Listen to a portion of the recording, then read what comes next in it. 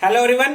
तो हम chapter 24 discuss कर रहे थे। चैप्टर 24 में हमने सेक्शन 313 तक डिस्कस कर लिया था और आज हम सेक्शन 314 से लेकर के 319 तक डिस्कस करेंगे। तो चलिए स्टार्ट करते हैं। स्टार्ट करने से पहले आप अपने पास सीआरपीसी का बैरक ले लीजिए जिसमें आप मेरे साथ सेक्शन वाइज रीड करेंगे। सेक्शन 314 क्या बताता है? Oral arguments and memorandum of arguments, मतलब कि ओरल आर्ग्यूमेंट्स की इसमें बात की गई है और जो मेमोरेंडम आर्ग्यूमेंट्स के वो उसमें प्रिपेयर करने पड़ेंगे, तब जाकर उसके बाद उसमें ओरल आर्ग्यूमेंट की जाएगी। ठीक है। मेमोरेंडम इसमें प्रोसीजर बताया गया है कि इसमें क्या होगा आर्ग्यूमेंट में। इसका जो फर्स्ट क्लोज है, any party to a proceeding में as soon as may be after the close of his evidence address concise oral arguments and may before he concludes the oral arguments if any submit a memorandum to the court setting forth concisely and under distinct headings the arguments in support of his case and every such memorandum shall part of the record। मतलब कि जो party है, जिस proceeding चल रही है, वो party जो पार्टी है उनमें वो अपना एक मेमोरेंडम प्रिपेयर करती है आर्गुमेंट करने से पहले। ठीक है। ओरल आर्गुमेंट जो होती है तो उसमें अपने डॉक्यूमेंट्स प्रिपेयर करती है, जो भी उसमें गवाही की होती है तो उसमें मेमोरेंडम बनाती है कि उसमें क्या क्या पॉइंट थे। ठीक है। तो उसमें वो जो मेमोरेंडम वो करने के बाद उस आर्गुमेंट को स्टार्ट किया जाता है। ठीक है। जो उसमें आर्गुमेंट है वो जो मेमोरेंडम है वो सपोर्ट के लिए, ठीक है, for the support of his case, वो जो मेमोरेंडम प्रिपेयर करके कोर्ट में सबमिट करा दी जाती है। उसके बाद उसमें आर्गुमेंट होती है ताकि जजेस उसमें पॉइंट वाइज रीड करे, जो भी उसमें वो पॉइंट बता रहे हैं पार्टीज, वो जो मेमोरेंडम है वो जो सबमिट किया जाता है वो एक पार्ट माना जाएगा उस केस के रिकॉर्ड का। और जो सेकंड क्लोज है, सेकंड क्लोज बताता है a copy of every such memorandum shall be simultaneously furnished to the opposite party. मतलब कि जो मेमोरेंडम बनाया जाता है उसकी कॉपी साइमल्टेनियसली फर्निश की जाएगी अपोजिट पार्टी को। ठीक है। सेकंड क्लोज ये बताता है। और जो थर्ड क्लोज है, no adjournment of the proceeding shall be granted for the purpose of filing the written arguments. मतलब कि जो एडजर्न नहीं की जाएगी वो प्रोसीडिंग, जिस स्टेट को प्रोसीडिंग चलेगी, ठीक है, तो उसको एडजर्न नहीं की जाएगी, किस लिए? For the purpose of the granted written arguments के लिए। मतलब कि रिटन आर्गुमेंट सबमिट कराने के, for the purpose of filing the written arguments, मतलब कि उसके अंदर प्रोसीडिंग को एडजर्न नहीं किया जाएगा। ठीक है। Unless the court for reasons to be recorded in writing considers it necessary to grant such adjournment। मतलब कि कोर्ट उसमें रीजंस रिकॉर्ड करेगी, ठीक है, इन राइटिंग, और कंसिडर करेगी अगर जरूरी है उसको एडजर्न करना। ठीक है। उसमें एडजर्नमेंट दे देगी, ग्रांट कर देगी। ठीक है। तो थर्ड क्लोज सिंपली ये बताता है। और जो फोर्थ क्लोज है, द कोर्ट में if it is of opinion that the oral arguments are not concise और रेलिवेंट रेगुलेट सच आर्गुमेंट। मतलब कि कोर्ट के ओपिनियन में ये लगता है कि जो ओरल आर्गुमेंट्स है वो कंसाइज और रेलिवेंट नहीं है, ठीक है, जो आर्गुमेंट की जाए ओरल, तो उसमें रेगुलेट करेगी उस आर्गुमेंट को, मतलब कि उसमें चेंजेस करेगी कुछ, जैसे भी कोर्ट को ठीक लगता है जो आर्गुमेंट वो कर रहे हैं ओरली, तो उसमें कोर्ट की ओपिनियन हो सकती है कि किस तरह से उनको आर्गुमेंट करनी है। जो भी इसमें रेलिवेंट, जो भी कंसाइज नहीं है, उनको उसमें से हटा दिया जाएगा, रिमूव कर दिया जाएगा।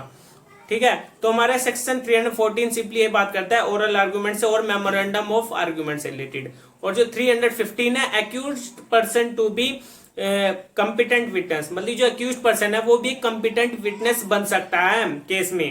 ठीक है।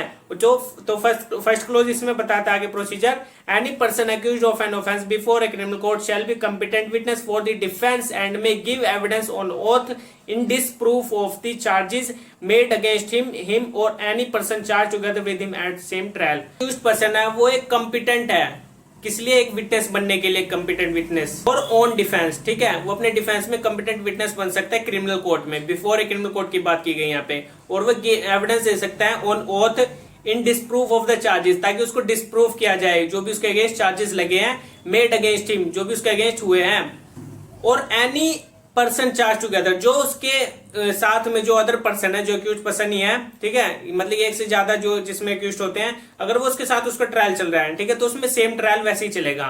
ठीक है। जैसे वह विटनेस बनता है तो वो भी उसमें विटनेस वो अपनी गवाही दे सकता है। ठीक है। तो टुगेदरली मतलब कि साथ के साथ उनका सेम ट्रायल चल सकता है। फर्स्ट क्लोज सिंपली ये बताता है। वो जो उसमें प्रोवाइजो है, प्रोवाइजो बताता है, तो बताता है कि he shall not be called as a witness except on his own request in writing। मतलब कि जो accused person है वो विटनेस नहीं बन सकता, ठीक है, विटनेस नहीं बन सकता except on his own request, जब तक कि वो अपनी ओन रिक्वेस्ट नहीं देता इन राइटिंग। अगर वो रिक्वेस्ट करता है कंपिटेंट विटनेस बनने के लिए तो फिर वो एक कंपिटेंट विटनेस बनेगा, ऐसे नहीं बनेगा। अगर वो रिक्वेस्ट करेगा तब जाकर वो कंपिटेंट विटनेस बनेगा।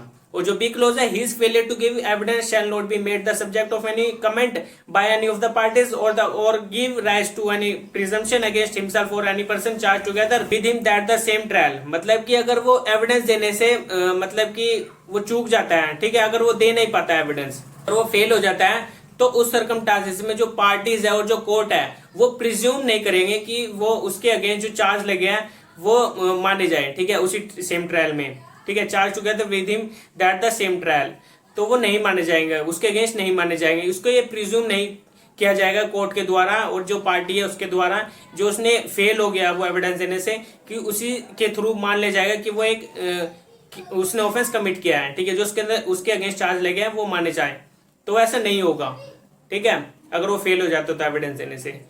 तो फर्स्ट क्लोज सिंपली ये बताता है। और जो सेकंड क्लोज है, any person against home proceeding are instituted any criminal court under section 92, section 107, section 108, section 109, section 110 और अंडर चैप्टर 9 और under part B, part C, part D, chapter 8 of chapter 8 में जो A B C D part है वो may offer himself as a witness such proceeding. तो जो मैंने अभी सेक्शंस बताया सेकंड क्लोज में, इसके अंडर भी एक accused person as a competent witness बन सकता है, ठीक है।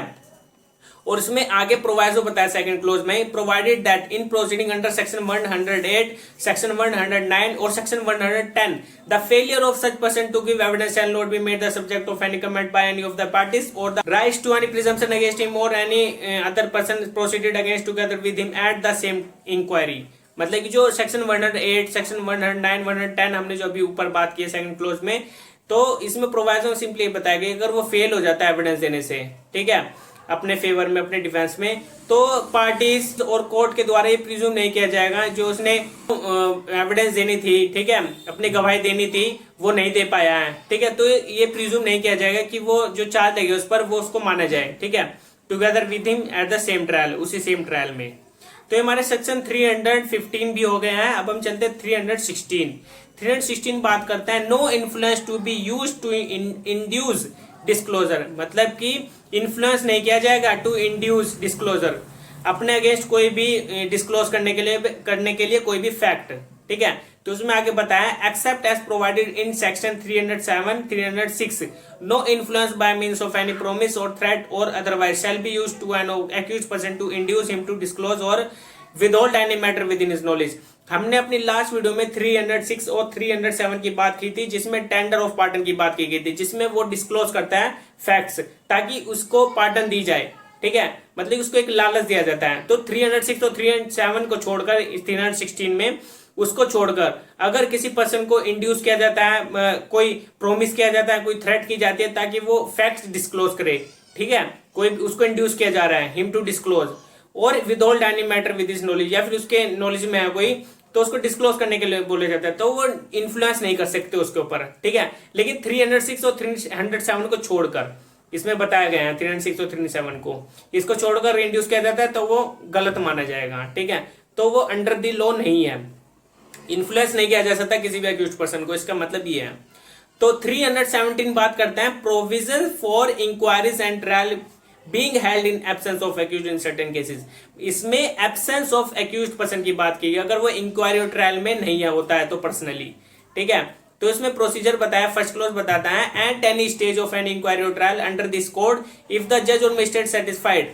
मतलब कि अगर कोई स्टेज है, ठीक है, इंक्वायरी और ट्रायल की इस कोड के अंडर, अगर जज और मजिस्ट्रेट ये सेटिस्फाइड होते हैं, ठीक है, कि for the reason to be recorded, उसमें अपने रीजन रिकॉर्ड करते हैं जज और मजिस्ट्रेट, सेटिस्फाइड होते हैं किस लिए, that the personal attendance of the accused person before the court is necessary, is not necessary in the interest of justice. मतलब कि जो अक्यूज्ड पर्सन है उसकी पर्सनल अटेंडेंस मैंडेटरी नहीं है, नेसेसरी नहीं है, in the interest of justice, interest of justice के लिए, ठीक है।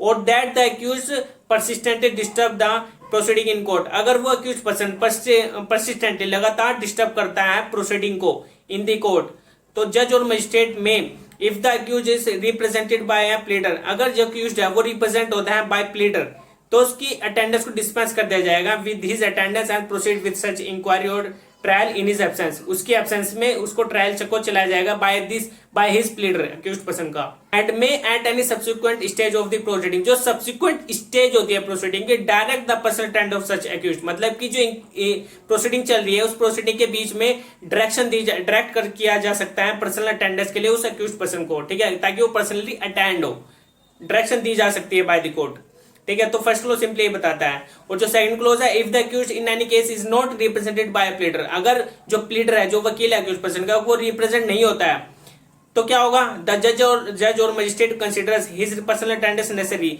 तो जज और मजिस्ट्रेट को कंसिडर होगा जो पर्सनली अटेंडेंस जरूरी है उसके लिए। किसकी जरूरी है पर्सनली अटेंडेंस, जो अक्यूज्ड पर्सन है। If he thinks fit and force to be recorded by him, तो उसमें रीजंस रिकॉर्ड किए जाएंगे by the court, either urgent such inquiry trial, और उस इंक्वायरी ट्रायल को अर्जेंट कर दिया जाएगा उस दिन के लिए, ठीक है, जिस दिन फिक्स की गई थी डेट को, उस अक्यूज्ड पर्सन को या प्लीडर को अटेंड होना था जो, ठीक है, प्रोसीडिंग के लिए। और under that the case of accused is be taken up और ट्राइड सेपरेटली, जो ऑर्डर भी दिया जा सकता है किसी सेपरेट ट्रायल के लिए, ठीक है, जो अक्यूज्ड पर्सन का है, वो अक्यूज्ड पर्सन का सेपरेट ट्रायल के लिए कहा जा सकता है अगर वो प्रेजेंट नहीं होता है प्लीडर और अक्यूज्ड पर्सन, ठीक है, तो उसके लिए सेपरेट ट्रायल चलाया जा सकता है उस अक्यूज्ड पर्सन के अगेंस्ट जो भी ऑर्डर दिया गया है बाय द कोर्ट। तो ये हमारा सेक्शन 317 भी कंप्लीट हो गया। अब हम चलते हैं 318 में, procedure where accused does not understand proceeding. इसमें प्रोसीजर बताया गया अगर अक्यूज्ड पर्सन समझ नहीं पा रहा है प्रोसीडिंग को कि उसके अगेंस्ट जो प्रोसीडिंग चल रही है वो क्या चल रही है, तो उस केस में क्या होगा, इफ द अक्यूज दो नॉट ऑफ अनसाउंड माइंड, अगर जो अक्यूज पर्सन है वो अनसाउंड माइंड नहीं है, ठीक है, वो साउंड माइंड है, ठीक है, can not be made to understand the proceeding, अगर वो अपनी प्रोसीडिंग को समझ नहीं पा रहा है या समझ नहीं सकता है, the court may proceed with the inquiry और ट्रायल, तो कोर्ट प्रोसीड करेगी उस इंक्वायरी और ट्रायल को, ठीक है। And in the case of a court other than high court, मतलब किसमें अदर देन हाई कोर्ट की बात की गई है, in the case of court, जो केस कोर्ट जिस कोर्ट में केस चल रहा है, other than high court, if such proceeding result in conviction, अगर वो प्रोसीडिंग चल रही थी और उसको समझ नहीं आ रहा, वो समझ नहीं पाता उस प्रोसीडिंग को, अगर उसको कन्विक्शन हो जाती है उस प्रोसीडिंग के दौरान, the proceeding shall be forward to the high court, तो उस प्रोसीडिंग को फॉरवर्ड कर दिया जाएगा हाई कोर्ट के पास with the report of the circumstances of the case, जो भी केस के सर्कमस्टांसेस है उसकी रिपोर्ट को भी, ठीक है। And the high court shall pass thereon such order as it think fit, तो हाई कोर्ट उसमें डिसाइड करेगी कि उसमें क्या ऑर्डर पास करना है, जैसे भी ठीक लगे, ठीक है, हाई कोर्ट को जैसे भी उसमें ठीक लगे। Then the high court pass the order as it think fit. तो ये 318 भी कंप्लीट हो गया, जो प्रोसीजर बताया गया अगर अक्यूज्ड पर्सन समझ नहीं पा रहा है प्रोसीडिंग को, ठीक है। तो अब हम चलते हैं 319 में, power to proceed against other person appearing to be guilty of offence, मतलब कि प्रोसीड किया जा सकता है किसी अदर पर्सन को उस केस में अगर ये कोर्ट को लगता है कि अपियर होता है कि वो भी ऑफेंस उसने भी कमिट किया था, वो गिल्टी ऑफ ऑफेंस है, ठीक है, अगर कोर्ट को अपियर होता है तो उस पर्सन को भी एज अक्यूज्ड बनाया जा सकता है। तो इसमें प्रोसीजर बताया है, फर्स्ट क्लॉज बताता है, where in the course of any inquiry into a trial of an offence it appears from the evidence at any person not being the accused has committed any offence for which such person could be tried together with the accused, the court may proceed against such person for the offence which he appears to have committed. तो first clause simply बताने की कोशिश कर रहा है जो inquiry और जो ट्रायल चल रहा है उस किसी ऑफेंस का, अगर कोर्ट को अपीयर होता है किसी पर्सन के एविडेंस से, ठीक है, तो उसमें नॉट बीइंग द अक्यूज्ड, मतलब कि जो पर्सन अक्यूज नहीं है, ठीक है, अगर वो बाहर है उस केस से, तो उस पर्सन को एज एविडेंस, मतलब कि कोर्ट को एज एविडेंस लग रहा है कि जो वो अक्यूज पर्सन है उसने वो ऑफेंस कमिट किया है, तो कोर्ट उसको एक अक्यूज मान लेगी, ठीक है, could be tried together with the accuse. तो जिस पर्सन के अगेंस्ट वो प्रोसीडिंग चल रही थी, तो जो दूसरा पर्सन था जो कोर्ट में नहीं, मतलब कि वो उस केस में शामिल ही नहीं था, तो उसको भी एज अक्यूज मान लिया जाएगा, ठीक है। तो उसके अगेंस्ट भी जैसे वो पर्सन था अक्यूज पर्सन, तो उसके साथ भी उस अक्यूज पर्सन को रख लिया जाएगा और वो भी एक अक्यूज बन जाएगा फिर, ठीक है। The court may proceed against such person, तो कोर्ट उसमें प्रोसीड करेगी उसके against procedure person for the offence, ठीक है, which happens to have been committed, अगर कोर्ट को ये लगता है कि उसने वो ऑफेंस अपीयर होता है कि उसने ऑफेंस कमिट किया है, ठीक है।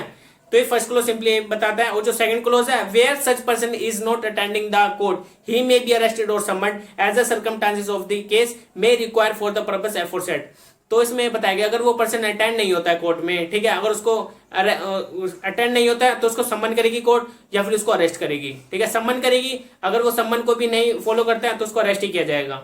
As the circumstances of the case may require for the purpose aforesaid, जैसे भी कोर्ट को ठीक लगे, जो भी सर्कमस्टांसेस है केस के।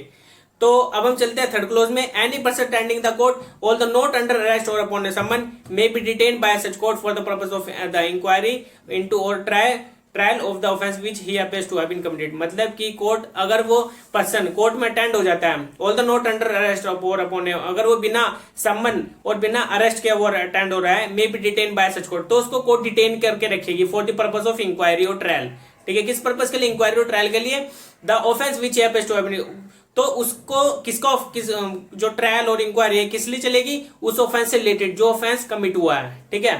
जिस पर्सन के अगेंस्ट ऑफेंस का ट्रायल चल रहा था तो उसको भी उसके साथ ज्वाइन कर दिया जाएगा, तो वो भी एक अक्यूज्ड पर्सन बन जाएगा। फिर फोर्थ क्लॉज है where the court proceeds against any person under subsection 1।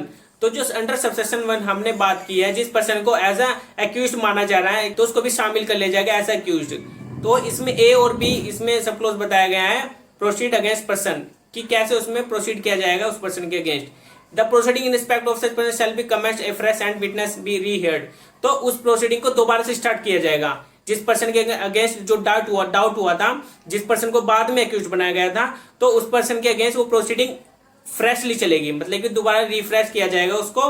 And the witness रीहर्ड, तो जो विटनेसेस थे उनको रीहर्ड किया जाएगा, दोबारा से सुना जाएगा, ठीक है। ए सब क्लोज ये बताता है। और जो बी सब क्लोज है, subject to the provisions of clause A the case may be proceed as if such person had been an accused person when the court took cognizance of the upon which the inquiry or trial was commenced। जो inquiry और जो trial उस person के against चलाया जा रहा है, जिस अक्यूज पर्सन के अगेंस्ट चला रहा है, जो पर्सन बाद में आया था, जिसको इन्वॉल्व किया गया था कोर्ट के डाउट से कि अगर वो गिल्टी ऑफ ऑफेंस था, कोर्ट को बाद में अपियर हुआ, तो उस पर्सन को लाया जाएगा और उसके अगेंस्ट कोर्ट कॉग्निजेंस लेगी उस ऑफेंस से रिलेटेड, ठीक है। अपॉन विच द इंक्वायरी और ट्रायल वॉज कमेंस्ड, इंक्वायरी और ट्रायल के कमेंस्ट होने पर।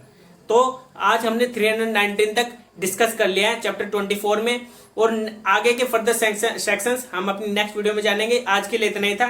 Okay bye.